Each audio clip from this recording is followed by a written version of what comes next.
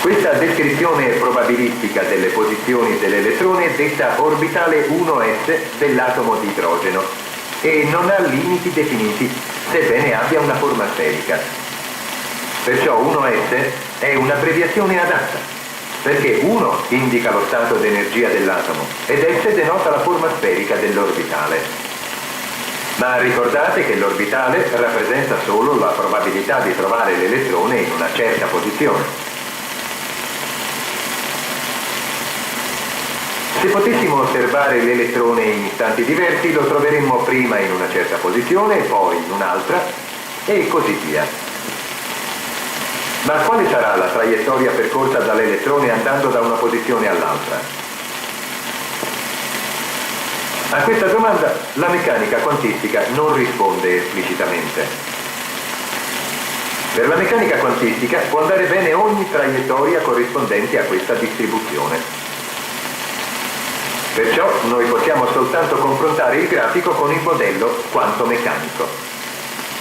Per esempio, ecco un comune modello della traiettoria dell'elettrone che certo avrete già visto. Mostra che l'elettrone si muove in un'orbita intorno al nucleo come un pianeta intorno al Sole. Possiamo definirlo un modello a satellite. Paragoniamolo al grafico fornito dalla meccanica quantistica per l'atomo di idrogeno. Se il modello a satellite fosse esatto, la distanza dell'elettrone dal nucleo sarebbe fissa. Il diagramma avrebbe la forma di un cerchio e l'elettrone non si avvicinerebbe mai al nucleo. Ma in realtà l'elettrone può avvicinarsi al nucleo come calcolato dalla meccanica quantistica. Perciò il modello a satellite è in contrasto con l'esperienza e deve essere scartato. La meccanica quantistica non precisa il movimento dell'elettrone nell'atomo, ma ne definisce la posizione in termini di probabilità. Bassa lontano dal nucleo, alta vicino al nucleo. Possiamo considerare un raggio medio per l'elettrone, ma l'atomo non ha confini. La probabilità diventa nulla solo a distanza infinita dal nucleo. Poiché l'orbitale 1s è tridimensionale, all'infinito c'è una superficie sferica dove la probabilità di trovare un elettrone è 0. Ogni superficie dove la probabilità è 0 si dice nodale. L'orbitale 1s ne ha solo una. Ricordate che l'orbitale 1s corrisponde al livello di energia più basso dell'atomo di idrogeno. Questo livello corrisponde all'energia necessaria ad allontanare l'elettrone dal protone. Per il primo livello questa energia è meno 313,6 kcal per mole, ma lo spettro dell'idrogeno mostra che il suo atomo ha anche livelli di energia più elevati. Ed ecco le energie del secondo e del terzo livello. L'analisi numerica mostra che la relazione esistente tra queste energie sperimentali è molto semplice. Si osservi che il valore di energia di 78,4 kcal è esattamente un quarto di 313,6 e il 34,8 è un nono di 313,6. Questi numeri si possono rappresentare come 313,6 diviso per il quadrato di numeri interi, cioè 2 al quadrato e 3 al quadrato. L'energia più bassa è 313,6 su 1 al quadrato. Perciò ogni livello energetico è caratterizzato dai numeri interi al denominatore, che sono valori possibili del numero quantico principale n.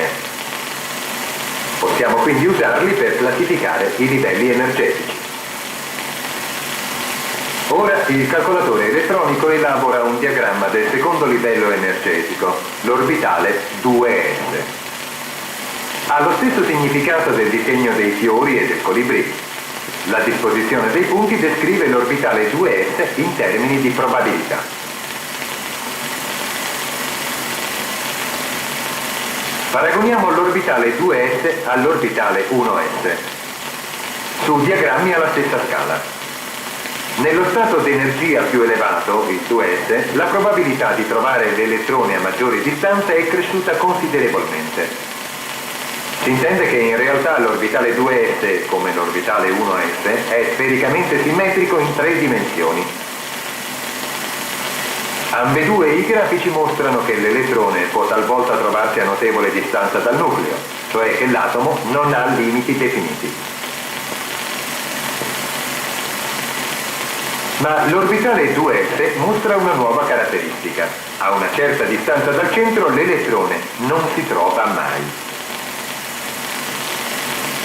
Per la simmetria tridimensionale dell'orbitale, questa distanza definisce una seconda superficie sferica, dove la probabilità di trovare l'elettrone è nulla. Ricorderete che tali superfici sono dette nodali. Perciò, mentre l'orbitale 1s ha una sola superficie nodale all'infinito, l'orbitale 2s ne ha due, una all'infinito e una ad un raggio specifico.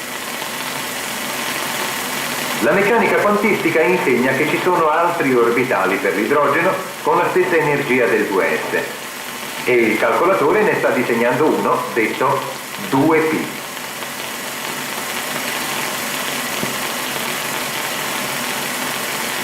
L'orbitale 2p ha circa le stesse dimensioni del 2s, ma ne differisce notevolmente nei contorni.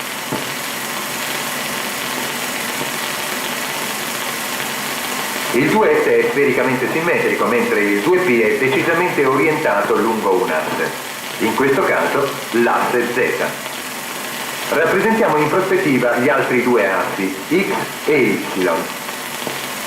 L'orbitale 2p, come il 2s, ha due superfici nodali dove la probabilità di trovare l'elettrone è 0. Una superficie nodale è all'infinito e la seconda è sul piano xy.